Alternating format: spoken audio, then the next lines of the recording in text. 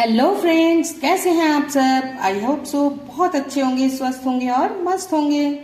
तो आप सभी का स्वागत है आपके अपने यूट्यूब चैनल रिद्धि सिद्धि की रसोई में। तो चलिए आज मैं आपके साथ शेयर करूंगी ये मसूर दाल की एक पकौड़े के कोफ्ते की सब्जी। वैसे तो घर में जब कोई सब्जी ना हो तो आप इसे बहुत इजीली बना सकते हैं। अगर मेहमान आ जाए तो वो भी तारीफ करके ही जाएंगे। तो चलिए सबसे पहले तो देख लेते हैं सामग्री क्या क्या चाहिए। तो ये मसूर दाल है। मैंने 1 कप मसूर दाल को 2 घंटे से 3 घंटे पहले भिगो दिया था और इसे 4 से 5 वॉश करने के बाद भिगोया है। देख सकते हैं डस्ट वगैरह बिल्कुल नहीं है, पानी बिल्कुल साफ है। तो दाल हमारे बिल्कुल फूल गए हैं, ये देखिए एकदम छोड़ दिया है इन्होंने। तो चलिए इसके पहले पानी को हम बिल्कुल निथार लेंगे या छन्नी में छान लेंगे। और मसाले जो हम तैयार करेंगे वो है, ये 2 मैंने हरी मिर्च ले ली, ये बहुत तीखी है। आप यदि तीखा कम खाते हैं तो 1 ही लीजिएगा, और अगर हरी मिर्च तीखी ज्यादा नहीं है तो ज्यादा भी कर सकते हैं। ये 1 इंच अदरक का टुकड़ा है जिससे हमने पतले पतले काट लिए हैं। ये कुछ लहसुन है, 10 कली लहसुन, और ये 2 बड़े बड़े लाल टमाटर है जिसे हमने ले लिया, और ये 1 बड़ी साइज की प्याज है जिसे हमने रफली चॉप कर लिया।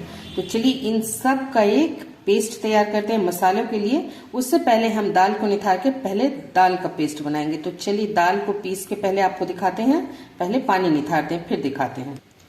तो देख सकते हैं दाल का पानी हमने इस तरह से एक स्ट्रेनर में छान दिया है और ये पानी बिल्कुल निथर गई। तो चलिए मिक्सर में इसे मैंने दरदरा करेंगे, एकदम फाइन पेस्ट हम नहीं बनाएंगे, जिससे एकदम वो बिल्कुल स्वैगी स्वैगी सी हो जाएगी जब हम उसे पकाएंगे। तो जब करी बनाएंगे कोफ्ता की तो इसलिए हम थोड़ा सा इसे दरदरा ही पीसेंगे। आपको पीस के मैं दिखाती हूँ।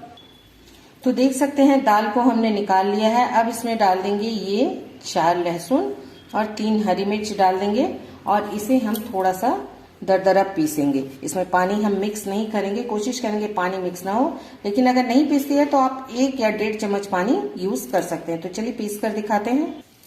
तो चलिए आपको दाल दिखाते हैं। ये देख सकते हैं हमने बिल्कुल भी पानी नहीं डाला है, 1 चम्मच भी नहीं। तो इस तरीके से हम दालों को पीसेंगे। तो चलिए इसे एक बाउल में ट्रांसफर करते हैं और फिर आपको बताते हैं। तो देख सकते हैं हमने एक बाउल में ट्रांसफर कर लिया है। अब चलिए मसालों को डालते हैं मिक्सर जार में। तो जिसमें हमने दाल पीसा है उसी मिक्सर जार में हम ये प्याज, अदरक, लहसुन, मिर्ची और टमाटर को डालकर एक फाइन पेस्ट बनाएंगे। तो चलिए मसाले पीस कर भी आपको दिखाते हैं। तो चलिए दिखाते हैं मसालों को भी आपको। ये देख सकते हैं मसाले भी हमारे बिल्कुल अच्छे से पीस गए हैं। तो चलिए चलते हैं गैस की ओर, जहां हम पकौड़ों को कोफ्ते के लिए तैयार करेंगे। तो चलिए सबसे पहले हम दाल को तैयार करते हैं।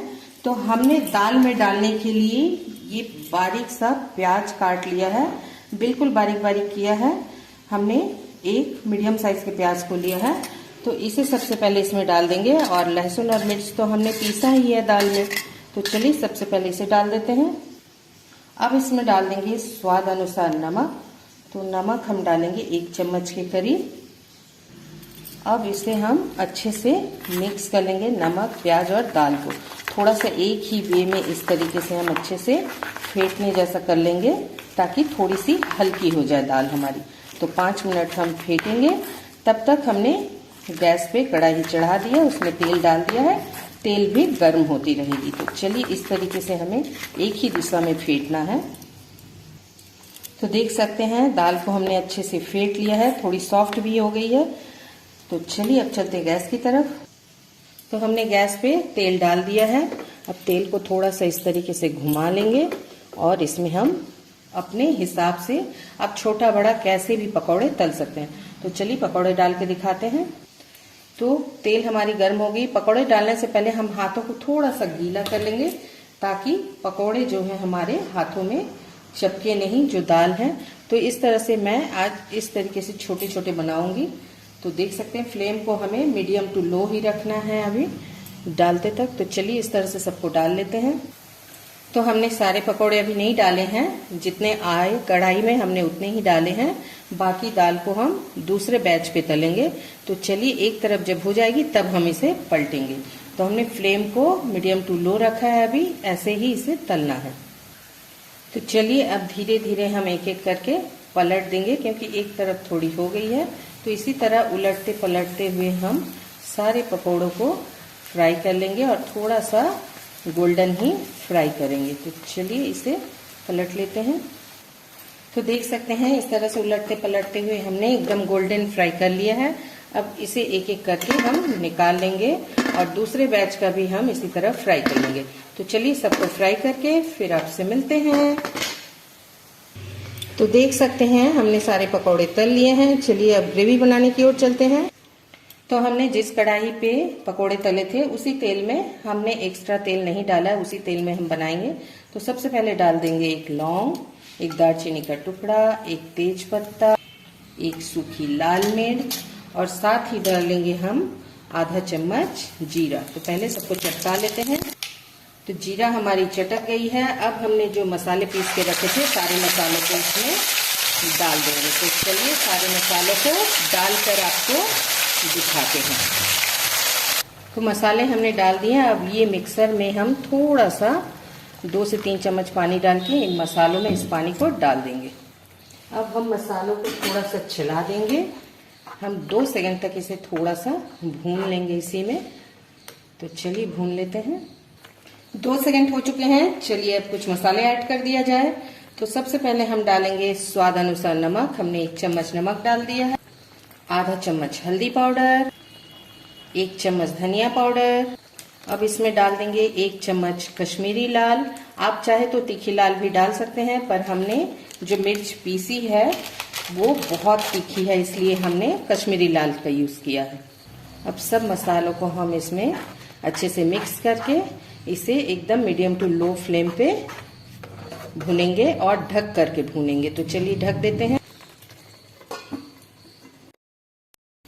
तो चलिए देखते हैं। ये देखिए मसालों ने हमारे ऑयल रिलीज करना शुरू कर दिया है, पर अभी भुनी नहीं है। इसे हमें अच्छे से और भी भूनना है।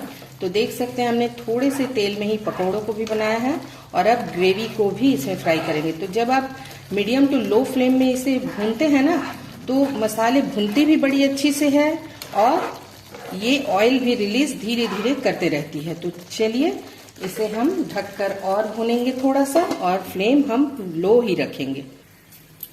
अब इसमें हम डाल देंगे थोड़ा सा गरम मसाला ताकि ये भी इसी के साथ भुन जाए। तो चलिए फिर ढक देते हैं और भूनते हैं इसे।